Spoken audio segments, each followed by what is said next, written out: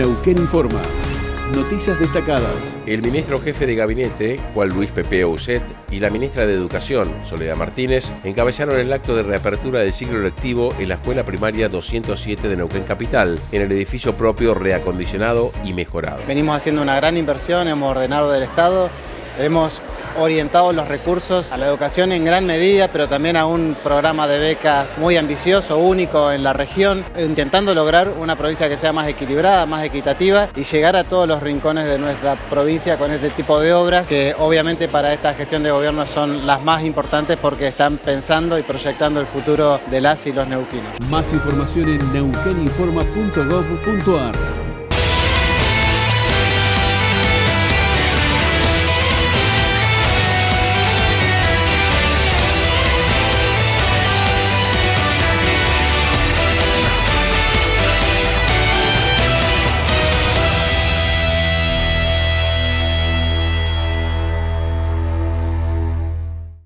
Bueno, hoy ya estamos aquí en los estudios de 24/7, Canal de Noticias, en Otro Dato, con Damián Canuto. El doctor Damián Canuto es diputado por el PRO aquí en la provincia de Neuquén. Vamos a recorrer con él actualidad legislativa, algunos proyectos, algunos temas, por supuesto, centrales de la provincia y sobre el final, como siempre, algo de política, ¿por qué no?, a 2 meses ya de las elecciones o 3 meses de las elecciones que se nos vienen de senadores y diputados. Damián Canuto, gracias por venir, diputado. ¿Cómo estás? Muy bien, gracias a vos, Santiago, por invitarme.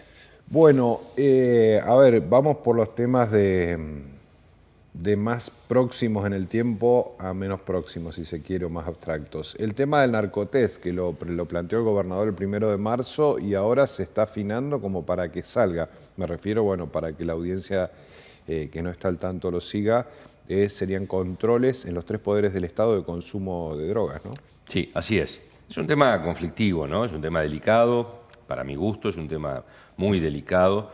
Yo decidí firmar uno de los proyectos que presentamos desde el bloque, entre los varios proyectos que están presentados, y lo hago me parece por la necesidad como legislador de, en tanto firmante un proyecto, la posibilidad de participar más activamente en la definición, los parámetros que la ley habrá de tener si es que finalmente se consensúa y se saca. ¿Por qué hago esta aclaración? Porque como principio tengo mis reservas sobre un sistema que procure un control más o menos exhaustivo de lo que en última instancia es, más que en última instancia, de lo que a priori en realidad es la vida privada de las personas. Es decir, desde ese lugar yo es que tengo mis reservas, lo tomo con la delicadeza y la seriedad que el tema merece, porque cuando uno habla de control justamente de la posibilidad de que una persona tenga una adicción más o menos grave a una sustancia psicoactiva, bueno, hace mucho tiempo que estamos de acuerdo, y esto está ya digamos, incorporado en nuestra comunidad, que estamos hablando de un consumo problemático, Claro. así se lo llama. Sí, es decir, sí. se dejó de hablar ya de narcotráfico o de tráfico genéricamente, sino que se habla de consumo problemático. ¿Por qué? Porque la perspectiva es justamente la de la víctima del Desde la flagelo. salud. La Claro. salud. Y también estamos de acuerdo en que cuando hay una detección de una persona que consume, lo que hay es la necesidad de la comunidad, de la sociedad en su conjunto, pero también de ese sujeto, de someterse a condiciones o digamos, a alguna forma de rehabilitación, ¿sí? Ya no es la consecuencia la de la sanción. Ya Claro. hace mucho tiempo que incluso la justicia lo resolvió. Es un debate saldado ya ese, ¿no? Bueno, claro, pero está saldado. Pero sin embargo, fíjate, y ahí quiero llegar, fíjate que en el plano político Sí, el tema toma cierto ribete más sentencioso, Claro. más condenatorio. Es decir, cuando se habla de detectar la presencia de sustancias psicoactivas es porque casi como que Viste que a veces pasa, o por lo menos a mí me da esta impresión, de que hay temas que se imponen y parecen ser con una sentencia popular. Como que Sí. quien quiera que lo plantee dice, esto es lo que quiere la comunidad, esto es lo que se exige. ¿Qué se exige? Por ejemplo, que si hay consumo o si se detecta que una persona consume, que esa persona sea apartada de la determinada actividad. Y hablamos de cualquier actividad. sí, sí. Es decir, en el deporte casi que no caben dudas de que cuando existen la detección de sustancias, a esa persona se la suspende, eventualmente Sí. se la excluye. ¿Por qué? Porque allá en esas actividades hay una premisa o una suposición de que X sustancia implica una ventaja deportiva. Claro. La razón es esa, la de prohibir. Ahora, en todas las otras actividades, uno puede suponer que la razón, ¿cuál es? Bueno, es la de evitar, no que esta persona saque una ventaja, sino que al contrario, forme parte, quizás por su condición de consumidor, Sí. de todo el esquema que garantiza la prohibición. A ver si me explico con un ejemplo. Si yo quiero detectar que un juez Sí. sea o no sea consumidor, es porque temo que ese juez, a la hora de juzgar actividades ilícitas que tengan que ver con el narcotráfico, no sea cómplice de esa actividad. Porque lo que no quiero es que esa persona esté quizás influida, incidida negativamente por el narcotráfico y por consiguiente no haga lo que tiene que hacer. Claro. Lo mismo con un agente policial, lo mismo justamente llevándolo al plano ya más de las funciones políticas, a un legislador, justamente a un funcionario del Ejecutivo. Es decir, me parece que el trasfondo lo que se busca es que la persona que tiene la potestad y el deber de decidir sobre el resto de la comunidad no esté incidida negativamente por su dependencia a Claro. una sustancia, ¿no? Ahí sí estás de acuerdo, digamos. Claro, yo creo Porque que claro, ese es el... a un juez le puede tocar, vamos a suponer, el mal caso, el caso triste de que un juez penal esté involucrado en consumo. Le puede tocar al mismo dealer que le vende un día sentenciarlo, digamos, una situación Exacto. que uno supone que no va a ser demasiado imparcial, ¿no? Exacto. Creo que ese es el fondo de la cuestión cuando uno analiza esta posibilidad de investigar y eventualmente tomar medidas, que en su caso sean sancionatorias o de exclusión de la persona que desempeña. Porque, déjame decirlo, no hay otra razón por la cual yo habría de inmiscuirme en la vida privada de una persona. Quiero plantearlo con un ejemplo así, por duro que parezca, porque quiero correrme, yo personalmente quiero correrme de esa sentencia popular de la que hablo, de esa idea de que esto hay que perseguirlo. ¿Para qué es lo que estás persiguiendo? Por ejemplo, ¿estarías persiguiendo la situación particular de una persona por su sola condición de adicto o de afectado? No, no es por eso.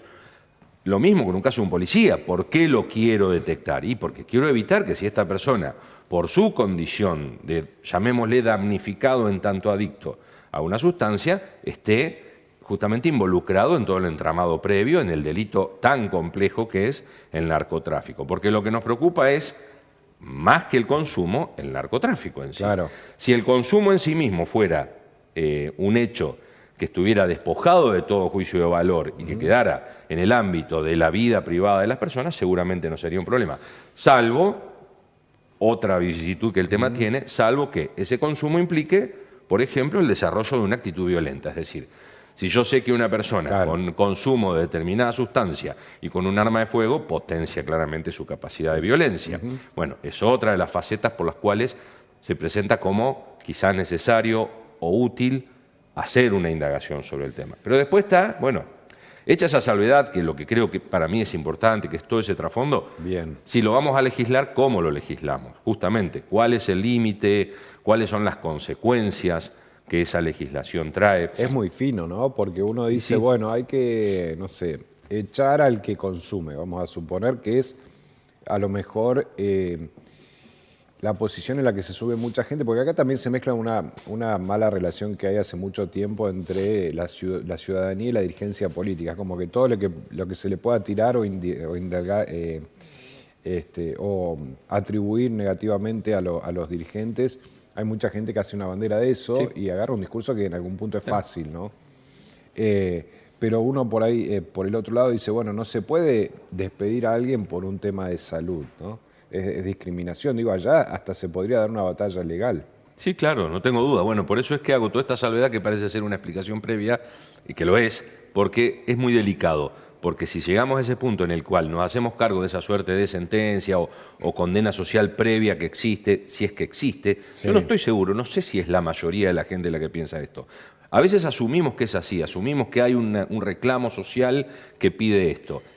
Suponiendo que eso fuera a veces así, nace de la misma dirigencia que juega con esta idea de la antipolítica para seducir, digamos, desde ese lugar, ¿no? Bueno, lo cierto es que llegados a ese punto, sobre los temas hay que expedirse. Cuando hay que expedirse hay que fijar posición. Cuando hay que fijar posición no siempre es blanco o negro, no siempre es o a favor o en contra. Hay veces que, aún teniendo los reparos sobre si está bien que meterse en ese ámbito, Ya en el fragor de tener que resolverlo, discutirlo y quizás reglamentarlo, es preferible tener una posición. Yo en ese sentido digo, bueno, si esto es así, si hay que reglamentarlo, si hay que ir por una ley, esa ley tiene que ser, bueno, lo menos, digamos, que se entrometa lo menos posible en la vida privada de las personas y que en todo caso atienda las cuestiones o implicancias públicas que una eventual o potencial situación de consumo pueda tener. Así donde genere esto que decíamos, que si el funcionario hubiera de estar afectado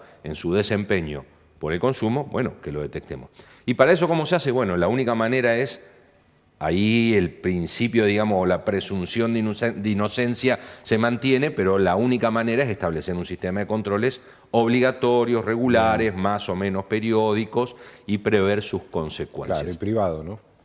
Privado en el sentido de cuidando la intimidad del resultado. Claro, y ahí están los ejes de estos proyectos, de los 5 o 6 proyectos que se discuten, entre los cuales está uno de ellos es uno de los nuestros, creo que quizá el nuestro es el más sintético, el menos abarcativo de cuestiones que no tienen que estar. Lo que prevemos es, en nuestro proyecto previmos cuáles son los funcionarios que habrán de estar comprendidos, y esto es fácil de determinar, porque determina funcionarios políticos de Ejecutivo, Legislativo y los funcionarios judiciales. Sí. Ahí uno de los grandes temas es el de las fuerzas policiales. ¿Por qué uno de los grandes temas? Por las implicancias económicas que tiene controlar a una grandísima cantidad de gente. Es decir, cuando vos comprendés a un universo de, no sé, 10.000, 12.000 funcionarios, son exámenes toxicológicos, son costosos. Ahora hay proyectos que incluso hasta los asesores quieren, ¿no? Que me parece que no es necesario. No, por eso. Ves que en tren de parecer controlador. Porque además después no se termina cumpliendo, porque es irreal que vas a hacer, Exacto. que se va a hacer algo así, me parece a mí, no sé, me surge. Por además eso. es innecesario que estés invadiendo la intimidad de un asesor que no va a incidir directamente en alguna cuestión sensible, ¿no? No, por eso, me parece que son justamente posiciones que se adoptan que se ponen cada vez más o intransigentes por un lado, o cada vez más, a ver, ¿cómo decirlo sin sonar antipático? Más complacientes con esa pretensión de, dale, vamos por todo y controlarlos a todos. Para que lo que hay atrás de ese examen, ya sea un gobernador o un simple asesor, hay una persona que como tal tiene que ser respetada y de hecho el sistema legal, todas las garantías están puestas para que esa persona esté respetada. Y aún cuando, como te digo, se detectara, bueno, ver cuáles son las consecuencias. Y los ejes son esos. ¿A quiénes? ¿Qué detectar? Es decir, ¿qué sustancias querés evitar? Porque está también la cuestión, te doy un ejemplo simple. De pronto una persona a la que se le detecta marihuana en la sangre, pero esa persona tiene una prescripción médica, sabemos que 8 años atrás, 7 años atrás, la discusión era exactamente otra. Era lo de propiciar lo del consumo y el uso medicinal, y nadie se alarmaba.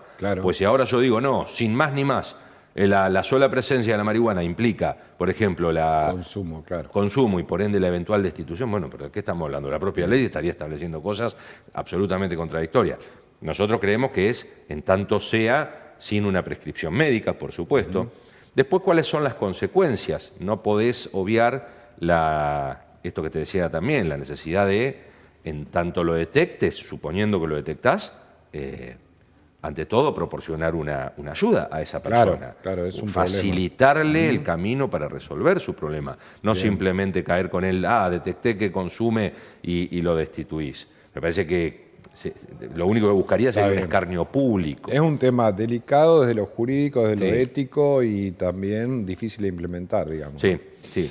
Bueno, reforma de los códigos procesal civil y de familia. ¿Cómo está ese tema? Porque se viene trabajando ya hace un tiempo, ¿no? Está bien, está muy avanzado. Yo cuando el tema se planteó a principios de año, si bien era optimista, pensé que iba a demandar o tenía alguna reserva sobre si iba a demorarse mucho tiempo en el trabajo en sí de elaboración. Y esto tiene un resultado bastante pronto, ya están dándose, ya hay concretamente anteproyecto, estaba el anteproyecto de familia, porque se viene de antemano, tiene algunas observaciones que se han hecho, que si querés ahora las podemos mencionar, y está el procesal civil y comercial, que ya tiene un boceto de los primeros 120 y pico de artículos.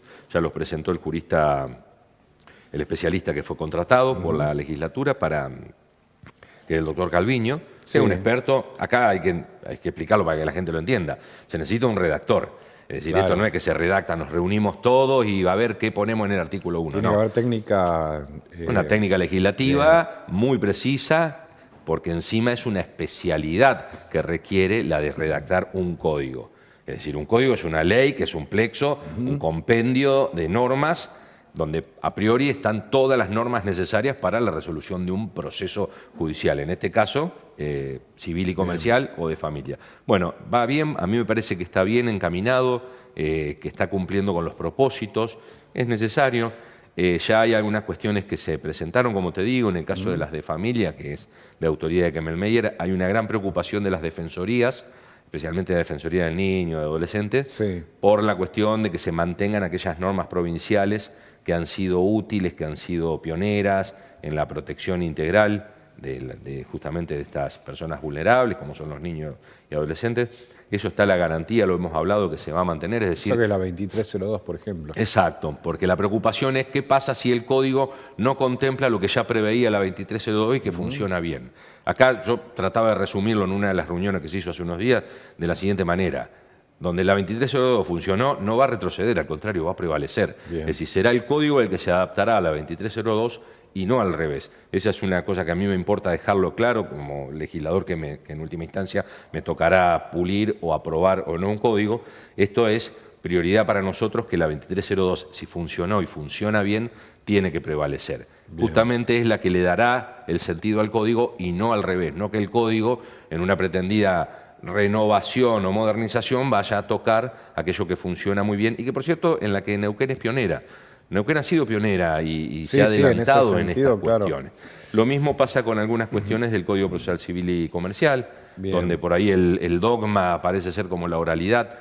Eso no es tan así, eso preocupa a mucha gente, porque dicen, si en nombre de la oralidad terminamos desarticulando procedimientos que funcionan bien o no da la capacidad, la cantidad de funcionarios, eso tampoco va a ser así. Damián, ¿cómo le traducís a la vida cotidiana a la gente? ¿En qué temas, por ejemplo? No vamos a nombrar todos, pero ejemplos prácticos de qué le va a cambiar esto a la ciudadanía. En la celeridad de la resolución. Hay ya un concepto incorporado en la gente, pero no en los abogados, no en la gente, sino en general, de que la justicia es lenta. Si yo digo la justicia es lenta, nadie me lo va a objetar. Nadie. Incluso el que nunca haya pasado por un tribunal y nunca haya pasado por un juicio, ni como parte actora ni demandada, no lo van a discutir, porque la justicia es lenta, está incorporada. Y es probable que así sea. Es probable que la justicia en sus procesos sea lenta, por distintos motivos. Procesos históricos, reglas casi dogmáticas, como te digo, por ejemplo, justamente la escritura en el procedimiento. Bueno, aún sin resignar, por ejemplo, la escritura, aún sin caer en el dogma absoluto de que tiene que ser un proceso oral, porque acá hay que también representarlo, tratar de hacer entender a la comunidad que no es que vamos a pasar a un sistema en el que de manera exclusivamente oral dos partes se van a enfrentar con un juez al lado que los está mirando. No, el proceso va a seguir siendo predominantemente escrito, pero quizás puliendo muchas de las normas que tienen que ver con los plazos, con los recursos que se pueden articular, ya estoy acelerando muchísimo la proximidad de la resolución. Lo mismo la proximidad de los funcionarios.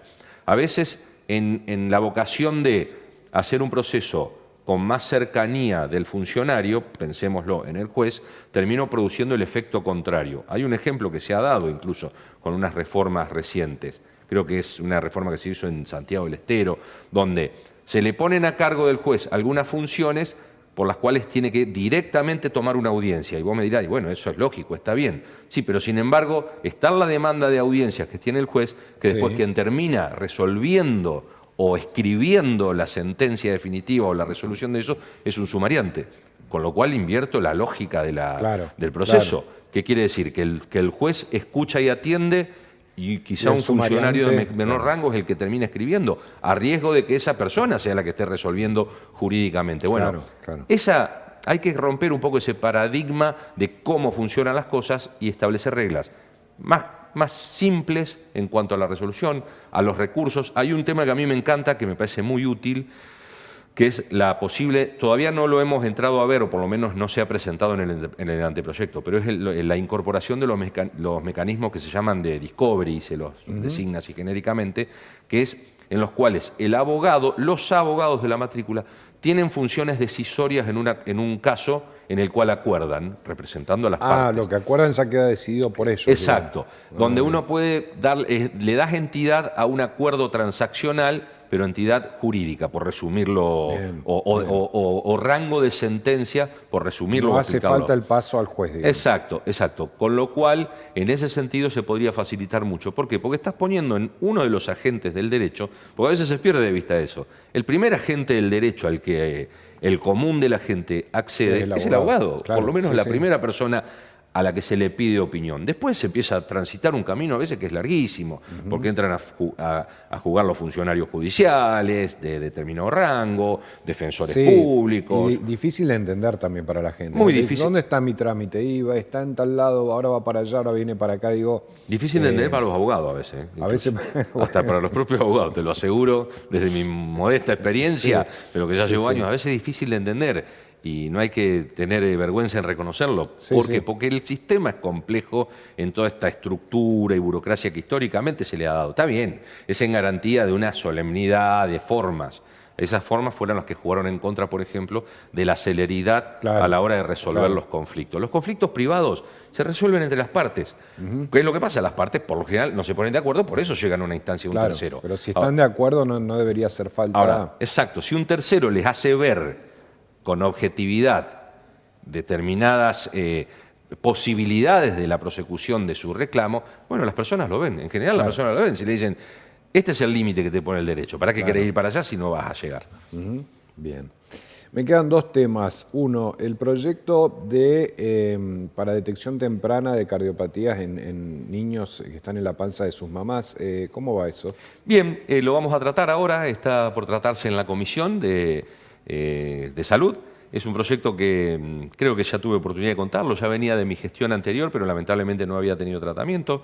Es autoría de un grupo de médicos, en particular de la doctora Carolina Ramallo, que me lo acercó hace varios años con el deseo de que esta ley saliera. Es una ley muy simple, que lo que hace es imponer en el sistema público y privado de salud de la provincia la obligatoriedad de al menos una vez durante el embarazo realizar una ecografía obstétrica para la detección temprana de cardiopatías infantiles.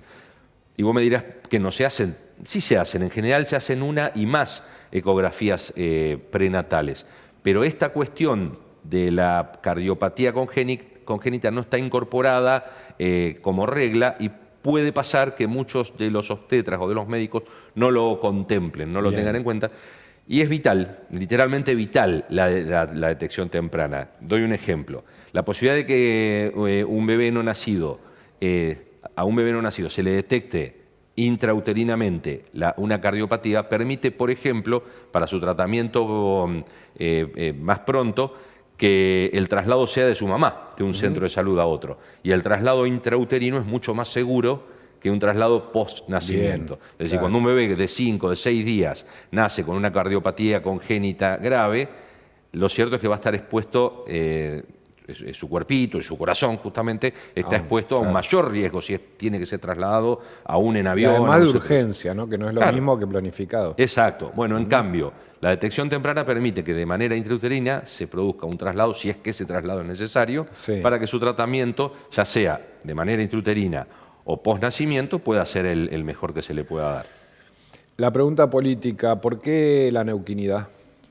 Porque es un espacio que nos convocó, del que formamos parte o del que somos parte como PRO, somos parte fundacional, porque es un espacio que ganó en la provincia y que ya mostró su capacidad de haber roto ese esquema que parecía infranqueable, que era el de que no se le podía ganar a un espacio, porque cumplió con los propósitos originales y fundacionales que se planteó, que es el de no solo ser una alianza electoral, sino ser una alianza de gobierno. Nosotros somos parte del gobierno, nos sentimos parte del gobierno, tanto los legisladores que integramos el bloque del PRO y el interbloque de la neuquinidad, como los funcionarios del Ejecutivo, nos sentimos cada vez más parte de este gobierno, sentimos que cada vez más tenemos participación. Estos ejemplos que mencionamos de las leyes que desde el bloque pudimos sacar, que eran leyes que siempre estuvieron en la agenda del PRO, estas leyes se sancionaron, muchas de ellas con el apoyo no solo del interbloque, sino de muchos otros bloques que vieron justamente que son herramientas de gobierno, ni hablar de las que han sido bandera, ¿no es cierto?, como las que sancionamos recientemente con lo de la reiterancia delictiva, la de ficha limpia. Fíjate, ahora se hace visible la necesidad de que un proyecto como el de ficha limpia se haya aprobado, cuando la diferencia se ve en comparación con un régimen nacional que no lo aprobó y que por lo tanto permite que quien habiendo cometido delitos o estando imputado, sin embargo, puede presentarse. Sentimos que esto es una reafirmación de continuar en este espacio, liderado claramente por el gobernador, que fue justamente la persona y el convocante de este espacio y el que nos ha garantizado esa presencia, esa permanencia. Estamos muy a gusto siendo parte de este gobierno, creemos que tiene una muy buena proyección la provincia a través de este espacio que se llama la neuquinidad, que nos identifica. Damián Canuto, diputado, gracias por haber venido como en cada oportunidad aquí a 24/7, así que bueno, para nosotros es un placer, gracias otra vez por estar aquí. El gusto es mío y gracias a vos, Santiago.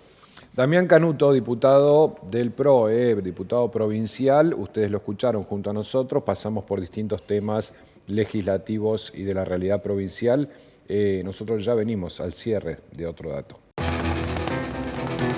Bueno, hemos llegado al final de Otro Dato. Les agradecemos a todos, como siempre, por haber estado allí acompañándonos, compartiendo con nosotros la palabra de nuestros entrevistados, con el doctor Moriconi y también con el diputado Damián Canuto.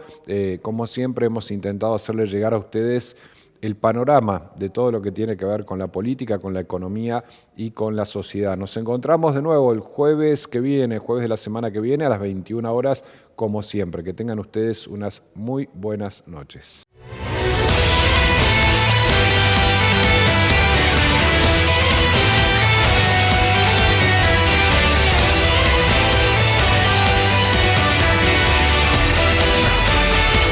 Neuquén Informa.